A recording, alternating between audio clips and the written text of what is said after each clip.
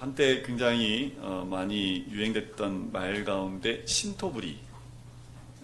무슨 말인지 아시죠? 우리 것이 좋은 것이요. 그죠? 이 땅에서 자란 음식이 좋고, 이 땅에서 자란 과일이나 이런 것들이 좋다는 얘기죠. 우리 밥상에 올라오는 것들 중에 신토부리가 그렇게 많지가 않대요.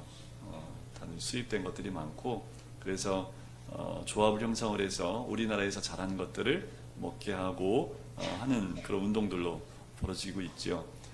이민간들 가 계신 분들이나 아니면 해외에 다녔었던 분들 가운데 특이한 과일을 드시고 오신 경우도 있지만 우리나라 과일이 가장 맛있대요. 우리나라 과일이 가장 당분도 높고 또 신선하고 굉장히 탱글탱글한 과일들이 참 많고 특히 포도도 참 맛있는 나라가 우리나라인 것 같아요. 구약 성경에 보면 여러 곳에서 이스라엘 백성을 이 포도나무로 비유를 합니다. 늘 그 중동 지방을 가면 포도나무 그 숲이라고 하나요? 포도나무 그 농장이 있는데 차로 몇 시간을 달려도요 포도나무밖에 없어요. 그만큼 포도나무가 열리는데 왜냐하면 햇빛이 강하다 보니까 당분이 굉장히 높습니다. 굉장히 달고요. 그래서 이스라엘 백성을 포도나무로 비유한 것은 뭐냐면 포도나무가 가지고 있는 특성과 이스라엘 백성이 가지고 있는 특성이 너무 비슷하기 때문에 그렇지요. 자, 포도나무 보신 적 있으세요? 포도나무는 기둥으로 쓰기에 참 적당하잖아요, 그죠? 끄떡이신 분은 몰라서 끄떡이는 거예요, 그죠? 네, 제가 소개할 때 그렇죠 그러면 아닌 경우가 많아요. 포도나무는 참 얇아요. 지금 뭐 이렇게 볼품도 없어요. 꾸불꾸불 돼 있고 힘도 별 없어 보여요. 그래서 이렇게 나무를 심어서 나무에다 이렇게 좀 묶어줘야지만 이렇게 잘 자랄 수 있을 정도. 그러니까 외모로 보면 볼품이 하나도 없고 기둥으로 쓸 수도 없고요, 제목으로 쓸 수도 없고 뭐 쓸 데가 없어요, 나무론. 근데 뭐 하나만 쓸 데 있어요?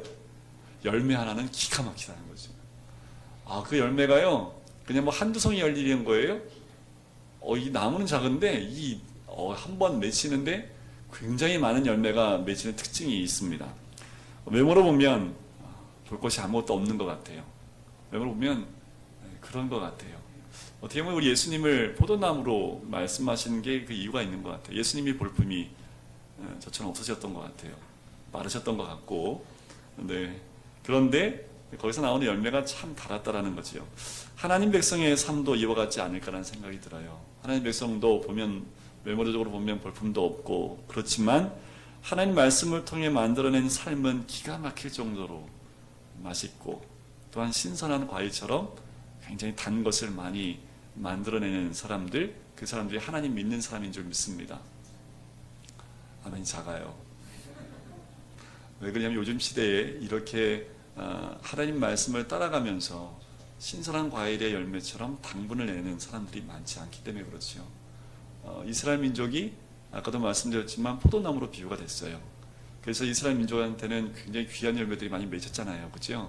그런데 나중에 결과를 봤더니 하나님 뭐라고 책망하십니까?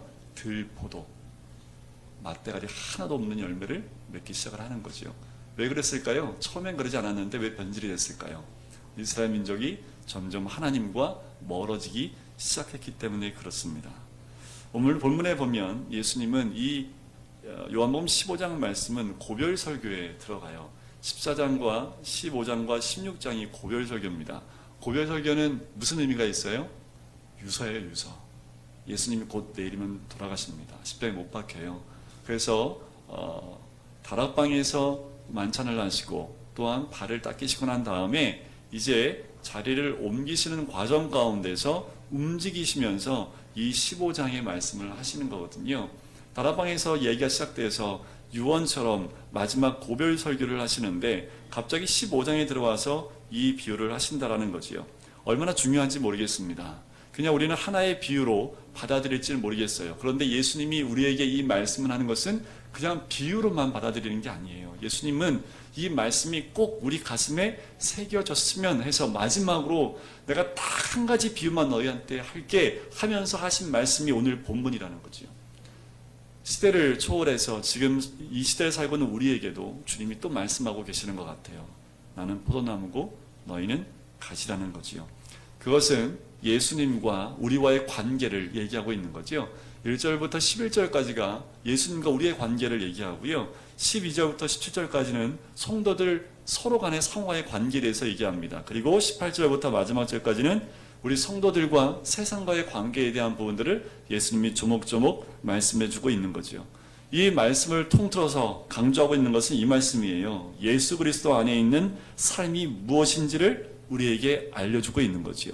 바로 주님 안에 있는 삶이 무슨 삶이냐면 풍성한 삶의 열매를 맺을 수 있고 우리 서로 가지된 우리 형제 자매가 사랑하게 될 수밖에 없고 또한 세상과의 관계 가운데서 어떤 핍박이 와도 넉넉히 이길 수 있는 힘이 바로 그리스도 안에 있는 삶, 그 삶 안에 있다라고 우리에게 말씀해 주고 있는 거죠. 이 말씀의 비유를 시작할 때 첫 마디가 이렇게 시작합니다. 나는 참 포도나무요 너희는 내 아버지는 농부라 라고 얘기를 하지요. 바로 예수님이 처음에 우리와의 관계를 얘기하기 전에 예수님과 하나님과의 관계에 대해서 먼저 말씀을 하고 계십니다. 사랑이나 행복이나 축복이나 이 모든 것들은 어디서부터 출발을 할까요? 하나님으로부터 출발하는 것 맞습니다. 그죠? 하지만 이 세상 가운데서 이 모든 사랑이나 축복이나 행복이나 이런 것들은 어떻게 보면 관계 속에서 나오는 것 같아요. 부부관계가 좋으면 행복하잖아요. 그죠? 부모 자녀 간의 관계가 좋으면 얼마나 좋아요. 그죠? 근데 이게 관계가 좀만 틀어지면 지옥이죠. 지옥이에요. 이런 말씀을 제가 드린 적이 있어요. 저희 교회는 아니고 아주 큰 교회 장로님이 계신데 그 장로님이 그 아내 되시는 권사님하고 한 방을 쓴 지 20년 되셨다고. 아무도 몰랐대요. 정말 아무도 몰랐답니다.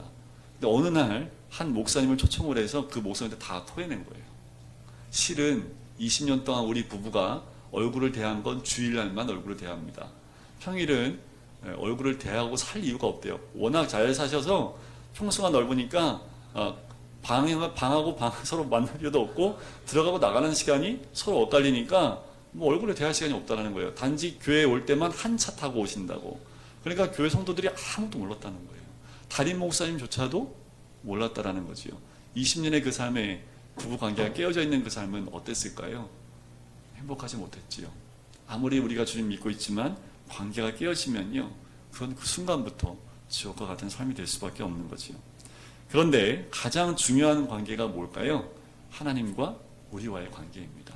모든 게 다 좋아도 하나님과의 관계가 깨어져 있으면 다 깨질 수밖에 없어요. 제일 중요한 것 바로 하나님과 우리와의 관계가 회복돼야 된다라는 거지요. 이런 거 있죠. 하나님을 믿지만 하나님과 관계없이 사는 사람들이 있어요. 예를 들면 이런 거죠. 우리 부모님이 계신데 부모님하고 관계없이 살 수 있죠. 어떻게 사냐면 호적상하는 부모님인데 한 번도 찾아보지 않은 자식들. 아버지하고 자식 관계는 맞는데 진짜 관계가 있어요? 없지요. 그런 사람들이 이 시대에도 있지요. 육적인 부모 관계에도 그런 관계가 있듯이 신앙도 마찬가지라는 거예요. 하나님 믿지만 하나님과 관계없이 그냥 살아가는 성도들이 있다라는 거지요. 구원이라는 게 뭘까요? 구원은 이렇게 얘기할 수 있습니다. 하나님과의 깨어진 관계가 회복되는 것, 이것이 구원이라고 말할 수 있는 거지요. 믿음이라는 것도 똑같이 얘기할 수 있어요. 믿음이 뭐예요? 하나님과의 관계가 회복되는 것, 그것이 믿음이라고 또 이야기할 수 있는 거지요. 본문에서 예수님 자신과 하나님과의 관계가 얼마나 중요한지를 1절에서 이미 말씀하고 계시고 이것이 포도나무 비유라는 것을 선포하고 계십니다. 자, 이제 포도나무 비유로 들어가요. 그래서 예수님 스스로가 나는 포도나무라고 이야기를 하십니다. 아까도 말씀드렸지만 성경에서 포도나무는 이스라엘 민족을 말을 합니다. 그런데 이들이 하나님 관계에서 떨어짐을 통해서 멀어짐을 통해서 들포도가 됩니다. 귀한 열매를 맺지를 못하게 되는 거죠. 그래서 현재 포도나무를 누구라고 얘기하시는 거예요? 예수님 본인이 포도나무라고 얘기하는데 무슨 포도나무예요? 그렇지요. 그건 포도나무 가짜가 있다는 얘기가 없다는 거예요. 있다라는 거지요. 이스라엘 민족 너희는 가짜라는 겁니다. 하나님이 포도나무로 심었는데 너희들이 변질돼서 들포도로 바뀌었다고 얘기하는 거지요. 이제 변하지 않는 참 포도나무 내가 여기 있다라고 말씀을 하는 겁니다. 포도나무와 가지에 대한 이 상징들은요, 우리와 예수님과의 관계를 설명하기도 합니다. 또 다른 관계로 설명하기도 해요. 몸의 지체로도 우리와 하나님과의 관계를 설명하기도 하죠. 여러 가지로 또 우리가 신랑 되신 예수님과 결혼한다라는 그 의미로 예수님과의 관계를 설명하기도 합니다. 근데 중요한 건 뭐냐면 오늘 이 포도나무와 가지라는 그 말로 우리에게 말씀하시는 건 뭐냐면 그리스도와 하나가 되는 거예요. 그 말은 하나가 되어 있지만 그 하나가 되어 있는 그 모습은 살아있다는 겁니다. 살아있는 연합에 대해서 우리 주님 말씀하시는 거예요. 그 이유가 뭐냐면 열매가 맺힌다라는 거지요. 살아있으면 열매를 맺게 되어 있다라는 거지요. 그 가지가 죽어있으면 열매를 맺어요, 못 맺어요? 맺을 수가 없는 거지요. 그래서 오늘 너희는 가지라, 나는 포도나무다. 그래서 너희가 내 안에 있으면 열매를 맺을 것이다 라고 말씀하시는 건 뭐예요? 너와 나는 살아있는 관계라는 거예요. 너는 나와 살아있는 관계로 나로 인해서 받은 그 진행을 통해서 열매를 맺는 것이 당연하다라고 이야기를 하는 거지요. 2절 말씀 한번 보실까요? 2절 말씀에 보면 주님이 왜 이 2절 말씀부터 하셨을까? 저는 오늘 그래서 이 2절 말씀과 주님 안에 거하는 삶에 대한 부분들을 좀 포커스를 두고 말씀을 드리려고 합니다. 무릇 내게 붙어 있어 열매를 맺지 아니하는 가지는 아버지께서 어떻게 하신다고요? 그것을 제거해 버리시고 무릇 열매를 맺는 가지는 더 열매를 맺게 하려 하여 그것을 깨끗하게 하신다라고 말씀합니다. 아버지의 역할에 대해서 얘기하지요. 농부의 역할에 대해서 이야기합니다. 오늘 2절에서 뭐 한다라는 거예요? 그렇죠. 가지치기. 네, 이 말을 기대했는데 가지치기 하는 거예요. 과실을 조금 집에서 대추를 집에서 과일을 나무가 있다면 가지치기를 안 하면 열매를 맺히는데 그 열매가 달아요? 달지 못한 열매도 맺습니다. 그래서 농장을 하게 되면 꼭 뭘 해요? 가지치기를 그때 해야 돼요. 하지 않으면 어떻게 해요? 열매 가운데 못된 열매도 맺을 수 있고 맛없는 열매도 맺을 수 있고 섞여서 날 수 있다는 거지요. 하나님은 오늘 이 나무를 통해서 가지를 통해서 첫 번째는 과실이 없는 상태의 부분에 대해서 이야기하고 과실을 많이 받는 상태에 대해서 이야기를 해주시는 거지요. 많은 그리스도인들이 열매를 더 맺게 해달라고 하나님께 많이 구해요. 그죠? 열매를 위해서 많이 구하시잖아요. 그죠? 그런데 가지치기에 대해서는 별 관심이 없으세요. 가지치기를 해야지 열매가 아주 튼실하게 맺힙니다. 근데 우리의 관심은 가지치기가 없어요. 어디에만 관심이 있어요? 열매 맺는 것만. 그러니까 우리는 강구를 뭐만 해요? 열매만 맺게 해달라고 얘기해요. 그 말은 거꾸로 말하면 하나님 가지치기를 해달라는 얘기예요? 말라는 얘기예요? 그런데 하나님이 가지치기 들어오면 하나님 전 그런 기도 한 적이 없는데요? 왜 하나님은 왜 나를 이렇게 힘들게 하시지요? 이렇게 얘기한다니까요. 오늘 이 가지치기를 통해서 하나님이 얼마나 우리를 사랑하시는지 한번 말씀을 드려보고 싶어요. 농부는 두 가지 방법의 가지치기를 한대요. 첫 번째는 열매를 못 맺는 죽어있는 가지는 잘라버립니다. 그리고 또 한 가지는 열매를 맺는데 도움이 되지 않는 가지가 살아있다 할지라도 그것을 제거해 버린다라는 거지요. 가지치기는 그 전체 경제에서 굉장히 중요한데 특별히 가지치는 사람들이 있습니다. 농부들 가운데 보면 가지치는 사람들이 있는데 이 사람들은 아무나 못해요. 제가 가서 가지치기 하면 어떻게 될까요? 다 죽여요. 자르지 말 거 다 잘라버리고 잘라야 될 거 안 자르고. 그래서 이게 훈련되지 않은 사람이 자르면 그 농작물은 다 망칠 수 있습니다. 그래서 이 훈련하는 데만 2, 3년이 소요되고요. 잘라내야 될 것도요. 어디를 어떻게 자르고 어떤 각도로 자르냐에 따라서 다르다고 그러더라고요. 이런 가지치기인데 자, 한 가지 여쭤볼게요. 가지치기를 원치 않으시지요, 그죠? 많이 아프니까. 그런데 가지치기 안 하는 사람이 있어요. 하나님이 절대 가지치기 안 하는 사람이 있어요. 어떤 사람인지 아세요? 심판받는 사람들입니다. 하나님 심판 가운데 가장 무서운 심판이 뭔지 아십니까? 무관심입니다. 그냥 내버려 두는 것이 가장 큰 심판이에요. 근데 가지치기 할 때 농부가 어디에 있을까요? 위치가 어디에 있을까요? 가지 옆에 있지요. 가지치기 할 때 우리 하나님이 어디에 계세요? 내 옆에 계세요. 하나님이 내 옆에 계시기 때문에 그 가지치기 하는 그 순간순간마다 나무는 아프고 가지는 아프지만 그 모든 과정 가운데 가장 가까이 계신 분이 우리 주님인 줄 믿습니다. 가지치기에는 고통이 따르지만 거기엔 유익이 있지요.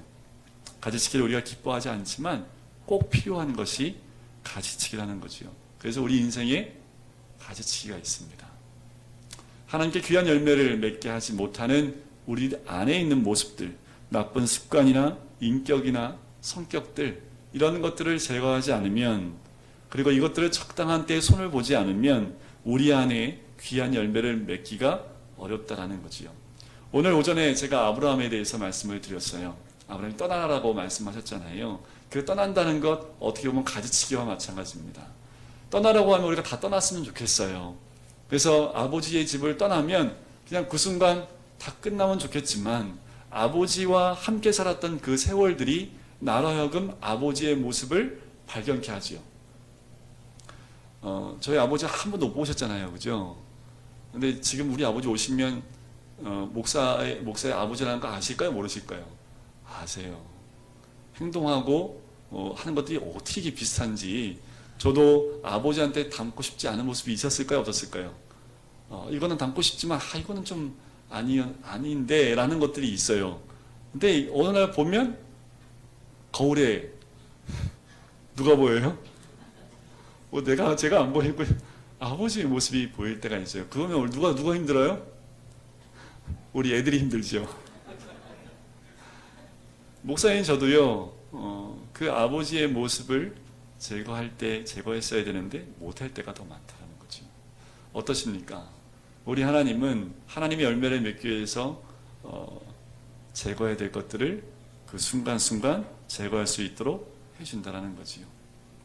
열매 없는 가지는 열매를 더 맺게 하기 위해서 내 부분 안에 있는 것들을 사정없이 잘라내야 되는 과정이 필요하다는 거지요. 우리 주님 함부로 잘라내지 않습니다. 과격하지 않으세요. 꼭 필요한 가지만, 그리고 꼭 없애져야 될 가지만, 그리고 잘못된 것이 있으면 용서하지 않고 과감하게 하신다라는 거지요. 그런데 필요 없는 것, 필요 있는 것을 꼭 남겨놓고 필요 없는 것만 하신다라는 거지요. 우리가 고난을 축복이라고 하는 이유가 여기에 있습니다. 고난을 겪게 되면 그 고난을 통해서 내 삶이 정리가 되고요. 또한 가지로서 열매를 맺을 수 있는 그 부분이 더 왕성해진다는 거지요. 그래서 하나님의 가지치기가 시작됐을 때 우리들의 자세에 대해서 보면 좀 받아들이는 것, 이것이 필요합니다. 가지치기라면 잘 받아들이고 싶지 않아요. 내 삶에 고난이 오면 그것을 인정하고 싶지 않은 것이 인지상정입니다. 그런데 하나님의 손길이 임하고 있다라고 느껴지면 인정하고 받아주셔야 됩니다. 그리고 인내하셔야 돼요. 끝까지 거부하고 아니라고 외쳐버린다고 해서 그게 그렇게 되는 게 아니거든요. 그 고난이 왔을 땐, 하나님 주신 고난이라고 생각됐을 땐 인내가 필요합니다. 끝까지 인내함으로 기다리고 뭐 하는 거예요? 감사하는 삶이 있어야 된다는 거죠. 이게 가장 힘든 겁니다. 고난 가운데 있는데 감사가 나온다? 이것이 가장 힘들지요. 그런데 왜 감사할 수밖에 없냐면 하나님이 주신 이 고난과 가지치기는 축복일 수밖에 없기 때문에 그래요.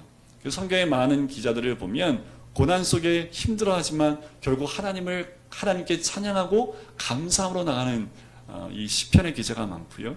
또한 사도 바울도 그렇게 하나님을 찬양하다가 온문이 열렸던 사건을 우리는 기억을 하고 있습니다. 이 가지치기가 우리 삶 가운데 없으면 좋겠는데 저는 이렇게 생각을 해요. 가지치기가 꼭 아프지 않습니다. 가지치는 방법이 한 가지가 있어요. 뭐냐면 하나님이 제가 보기엔 성경에 두 가지가 있습니다. 첫 번째 오늘 말씀에 나와요. 제일 좋은 건데 뭐냐면 오늘 말씀에 3절을 보실까요? 3절에 보면 이렇게 나오지요. 너희는 내가 일러준 말로 이미 어떻게 됐다고요? 어떻게 깨끗하게 할 수 있어요? 말씀으로. 그렇죠. 하나님 우리에게 66권의 말씀을 주셨기 때문에 이 말씀을 통해서 깨닫고 내 안에 있는 것들을 제거해 버리면 이게 가장 하나님이 주신 큰 축복 가운데 하나가 말씀으로 깨끗해지는 겁니다. 또 한 가지 방법은 내 삶에 오는 고난을 통해서, 좀 전에도 말씀드렸지만 그 고난을 통해서 어쩔 수 없이 제거되어지는 그 과정들, 우리 진영제가 이제 군대에 입대를 하면 군대 들어가자마자 아마 가지치기가 많아질 거예요. 가자마자 어마어마한 가지치기가 아마 삶 속으로 쑥쑥 들어올 겁니다. 가지치기를 빨리 할수록 적응이 빠르고요. 가지치기가 느릴수록 누구만 고생이에요? 지만 고생이지요. 네, 군대 가면 다 그래요. 처음부터 이 사회에서 가져온 모든 가시들을 잘라내는데 저는 6주 훈련을 받았는데 들어오니까 4주 훈련한다라고 2주나 짧아졌잖아요. 얼마나 축복인지. 하지만 그 4주도 굉장히 힘들 거예요. 우리 인생도 마찬가지거든요. 우리 인생에서 하나님이 그렇게 고난의 훈련과 학교를 통과시키면서 어떻게 해요? 우리 안에 잘라야 될 것들을 잘라나게 한다는 거지요. 이 두 가지 방법 가운데 여러분들 뭘 선택하시겠습니까? 다 말씀이지요. 말씀으로 빨리 회개하고 돌이키면 되는데 그거 안 하니까 어떻게 하나님이 안 되겠네, 가지치기 해야지. 알아서 말씀으로 잘라내버리면 감사한데 그렇지 못하면 안 되겠지요. 그래서 독일의 유명한 신학자였던 본 회퍼라는 사람이 있습니다. 순교자인데 이분이 이렇게 얘기를 했대요. 성경에 기록된 말씀들은 언제나 당신의 가슴에 울려야 하고 당신의 생활 속에 날마다 살아 움직여야 합니다. 당신이 무척이나 사랑하는 자가 있으면 그의 말을 잊을 수 있겠습니까? 사랑하는 자의 말을 따지고 분석해서 받아들이는 것이 아닙니다. 마찬가지로 당신도 주님을 사랑한다면 그의 말씀을 마음에 담고 살아야 합니다. 라고 이야기를 했대요. 사랑하시지요? 말씀을 늘 가까이 하셔야 됩니다. 그리고 말씀을 가까이 하고 매일 하는 것이 뭐냐면 말씀 묵상이라고 얘기하고 큐티라고 얘기를 하죠. 말씀 묵상을 하면서 첫 번째 해야 될 건 뭐냐면 그 말씀을 통해서 내 죄를 발견하는 것. 왜요? 안 발견하면 하나님이 잘라버리려고 오잖아요. 그럼 삶 속에서 고난이 오면 힘들죠. 빨리 깨닫고 하나님께 내어놓는 것, 그것이 가장 귀한, 그리고 저도 그렇게 우리 모든 성도들과 함께 그런 삶을 살고 싶습니다. 자, 이제 한번 가지에 대해서 얘기를 해볼게요. 왜냐하면 가지가 우리니까. 그죠? 가지는 어디에 있어야 돼요? 나무에 붙어 있어야 돼요. 가지가 나무에 붙어 있지 않으면요, 끝난 거죠. 그죠? 그래서 오늘 말씀해 보면 다 이렇게 모아서 뭐 한대요? 그리고 태워버린다고 하잖아요. 그죠? 나무가, 가지가 나무에 붙어 있지 않으면 곧 마르기 때문에 곧 태워지게 된다라는 거지요. 자, 이 가지는 말이 나올 때마다, 가지라는 말이 나올 때마다 반복적으로 나오는 단어가 있는데 거한다라는 말이 반복적으로 나옵니다. 15장에 보면 11번이나 나와요. 그러면 거한다라는 말은 어떤 의미를 가지고 있는지, 이 말은 뭐냐 하면 그리스도와 영적인 교제가 계속 이어짐을, 그래서 그분의 생명이 우리 안에, 그리고 우리를 통해서 그 생명이 열매를 맺도록 역사함을 의미하는 것이 거한다라는 의미입니다.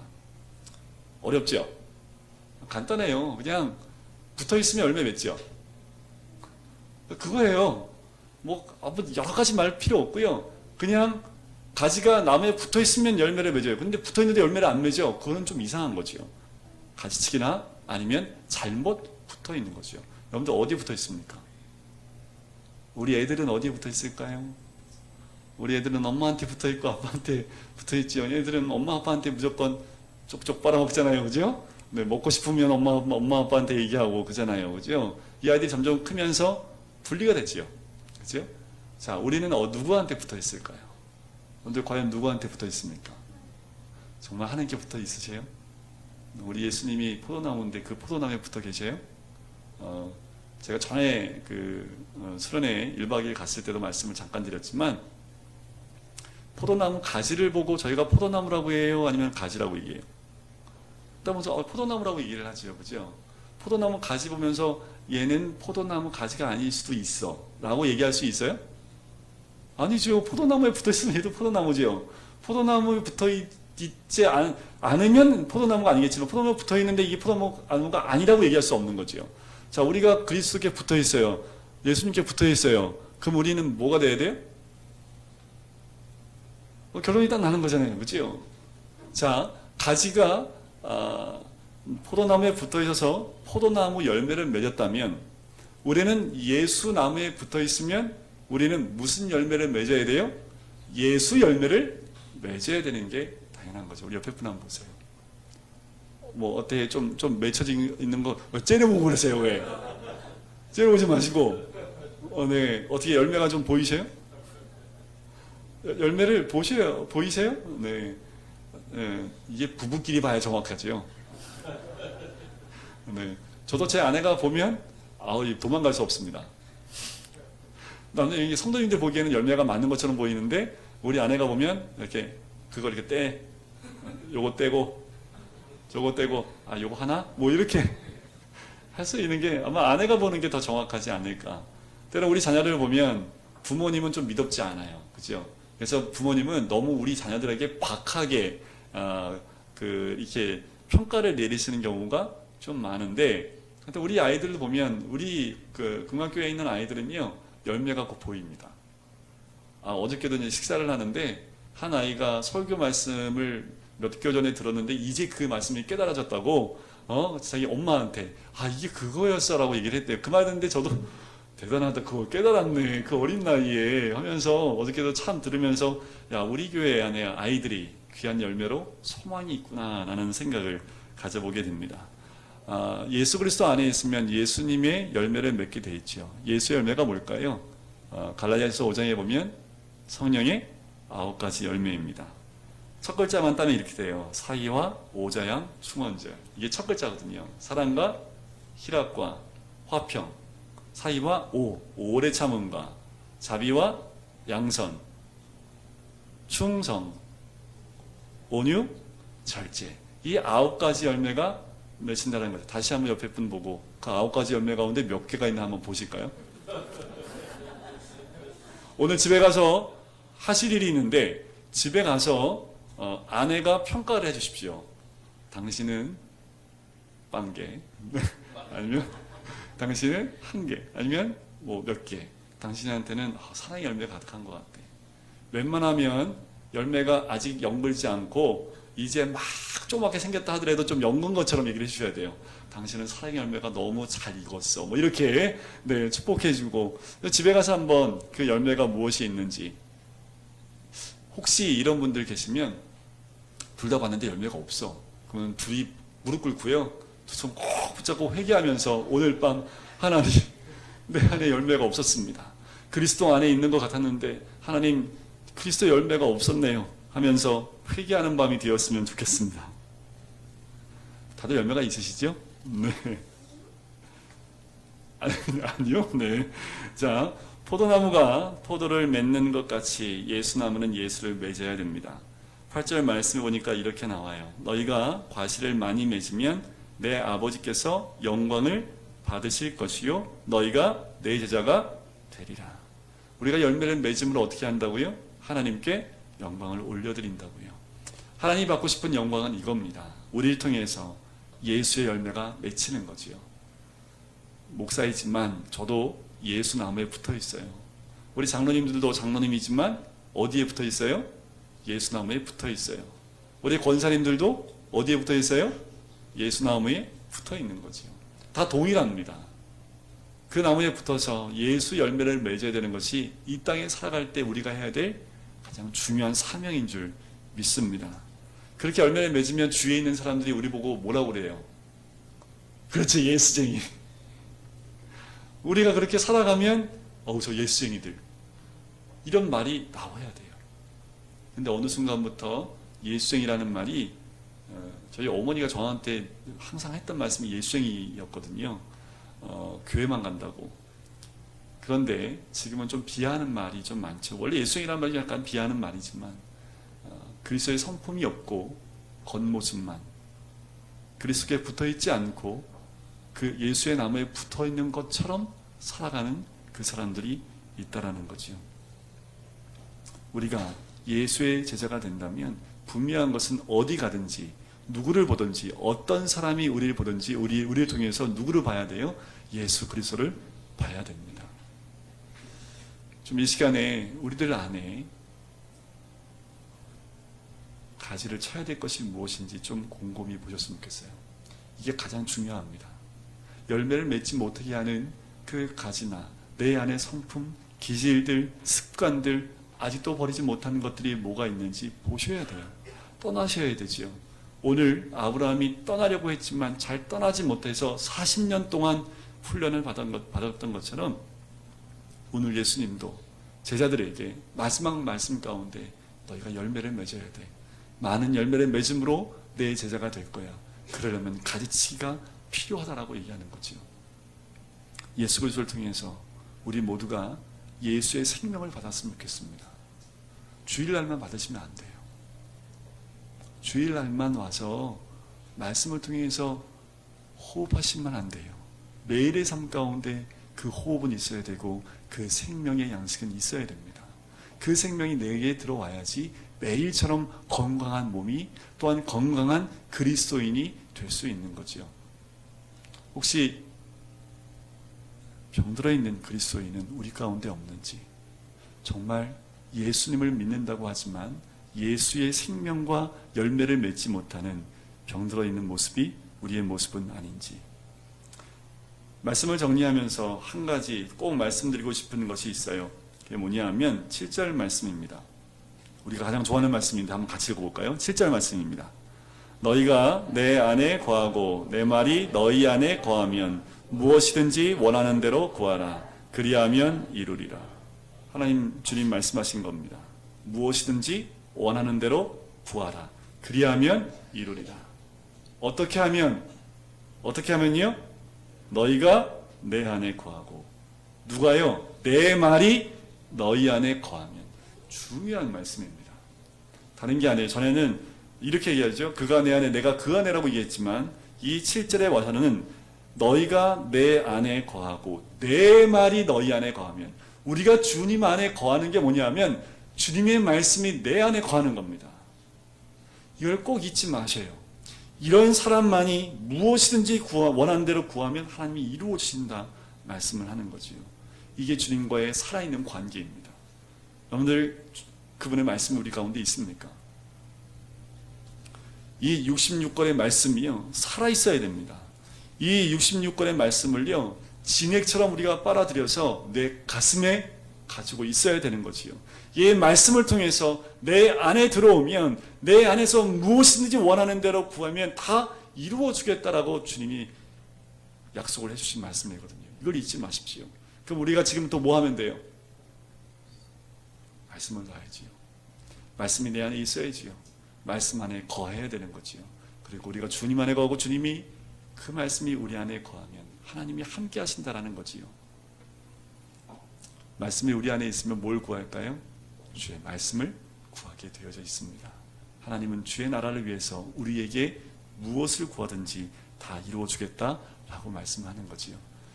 저는 또 한 번 꿈을 꾸는 것은 우리 금강교회가 50년이 넘었잖아요. 그죠? 우리 금강교회를 통해서 많은 열매들이 이미 나타난 것을 들었어요.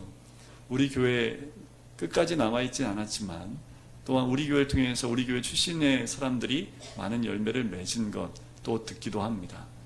더불어서 꿈꾸는 것은 지금도 열매를 맺어야 된다는 거지요. 그 열매는 과거에 맺은 것으로 끝나는 것이 아니라 열매는 현재여야 됩니다. 그리고 미래를 위해서 준비해야 된다는 거지요.